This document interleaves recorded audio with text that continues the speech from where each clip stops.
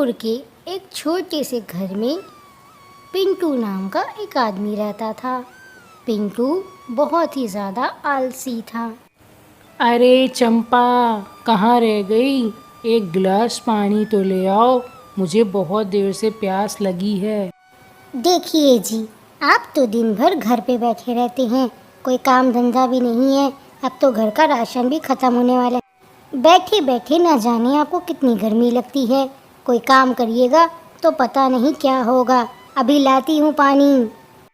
ये कहकर चंपा वहाँ से गुस्से में चली जाती है।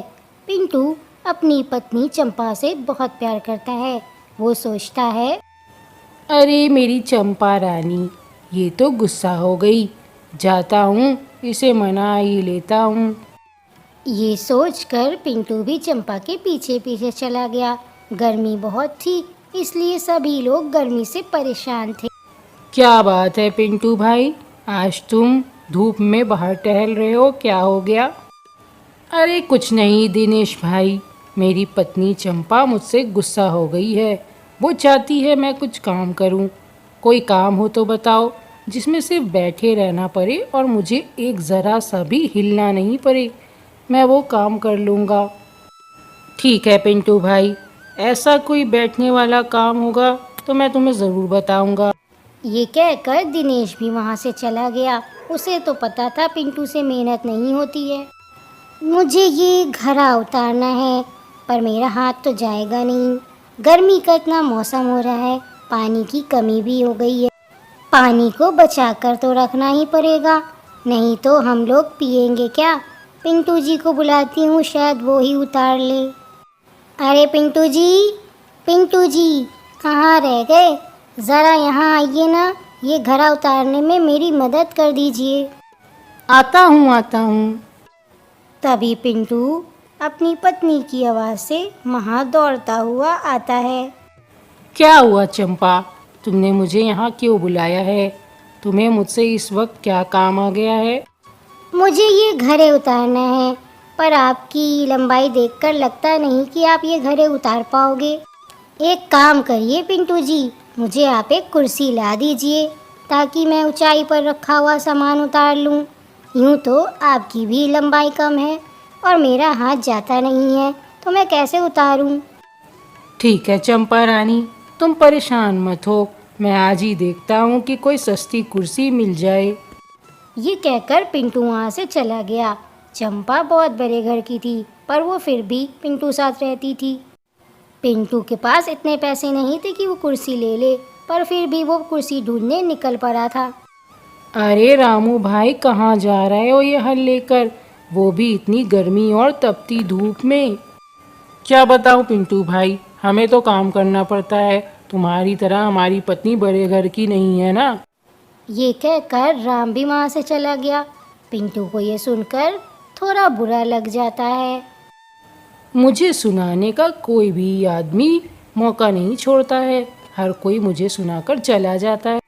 ये सोचकर पिंटू फिर से कुर्सी की तलाश में निकल पड़ा, क्योंकि चंपा को कुर्सी चाहिए थी। अरे वाह, कितना ठंडा पानी है। इस गर्मी में ठंडे पानी का मज़ा ही कुछ और है। पता नहीं लोग इस नदी के पास आने से क्यों डरते हैं। मुझे तो यहाँ पर बहुत मज़ा आ रहा है। नदी के पास एक परी आकर खड़ी हो जाती है। तभी पिंटू घबराकर खड़ा हो जाता है।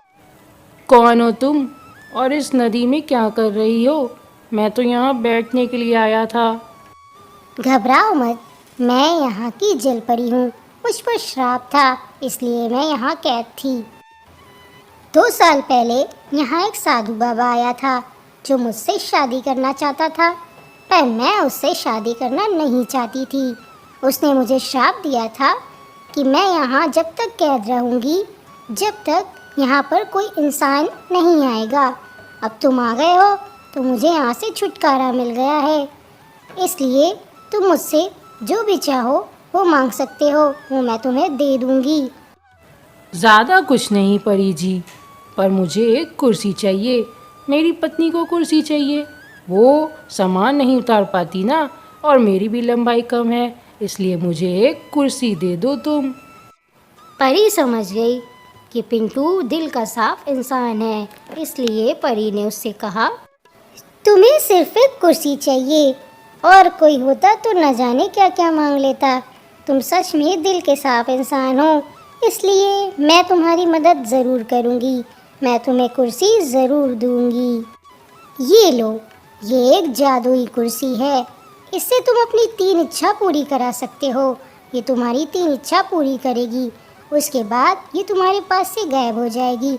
अब मैं चलती हूँ, मेरा वक्त हो गया है। ये कहकर परी वहाँ से गायब हो जाती है। पिंटू को परी की बातों पर कोई यकीन नहीं होता। जादू तो सिर्फ कहानियों में होता है, असल ज़िंदगी में इसका कोई मोल नहीं। ऐसे ही कुछ देर हो जाती है और चंपा की माँ चंपा से मिलने आती है। चंपा बेटी, घर चल, मैं तुझसे मिलने आई थी, पर तेरे घर में तो पंखा भी नहीं है। तूने अपनी मर्जी से उस मोटे से शादी की, हम तो राजी ही नहीं थे। चल घर चल, तेरे घर में कोई कमी नहीं है जो तू यहाँ गर्मी में बिना पंखे के सड़ रही है। माँ, तुम भूल रही हो कि तुम मेरे पति के बारे में बात कर रही हो। वो आलसी ज़रूर है, पर दिल का बुरा नहीं है। वो बहुत अच्छा इंसान है और मैं उसके साथ खुश हूँ। मुझे कोई परेशानी नहीं है। चंपा की ऐसी बात सुनकर चंपा की माँ गुस्से में लाल होकर वहाँ से चली जाती है। इतने में पिंटू वहाँ कुर्सी लेकर आ जाता है और चंपा को सारी बात बताता है, जिसे सुनकर चंपा बहुत ज़्यादा हैरान हो जाती है और पिंटू की शक्ल देखने लगती है। वो परी झूठ तो नहीं बोलेगी, सच में ये कुर्सी जादुई होगी। आप इस पर बैठिए और घर के लिए राशन मांगिए, क्योंकि घर में राशन का एक दाना भी नहीं बचा है। फिर पिंटू कुर्सी पर बैठकर कहता है, ऐ मेरी प्यारी कुर्सी, मुझे राशन दे दो। बस फिर क्या था, कुर्सी में से एक रोशनी आती है और राशन का ढेर लग जाता है। देखा आपने, मैंने कहा था ना, वो परी झूठ नहीं बोलेगी। देखिए कितना सारा राशन आ गया, और अब हमारे पास 2 इच्छा बची है, और अब हम लोग दूसरी इच्छा रात में मांगेंगे। ऐसे ही रात हो जाती है और चंपा कुर्सी पर जाती है। चलिए पिंटू जी, अब हम लोग कुर्सी से ढेर सारा धन मांग लेते हैं, हमारे पास पैसे भी नहीं हैं। ठीक है चंपा, ऐ मेरी प्यारी कुर्सी, हमें ढेर सारा सोना दे दे।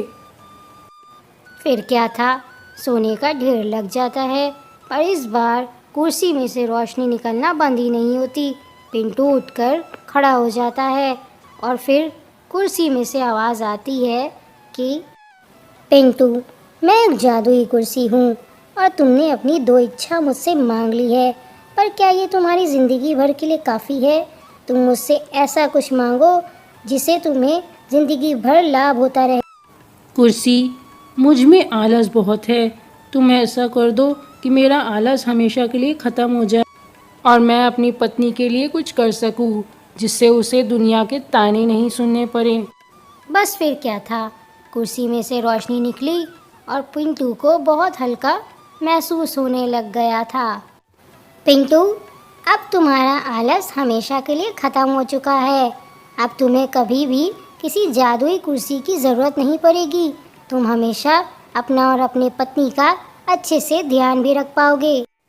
तुम्हारा बहुत बहुत धन्यवाद कुर्सी, मुझे बहुत हल्का महसूस हो रहा है, मैं बहुत खुश हूँ। पिंटू की 3 इच्छाएं ऐसे पूरी हो जाती हैं और कुर्सी वहाँ से हमेशा के लिए गायब हो जाती है।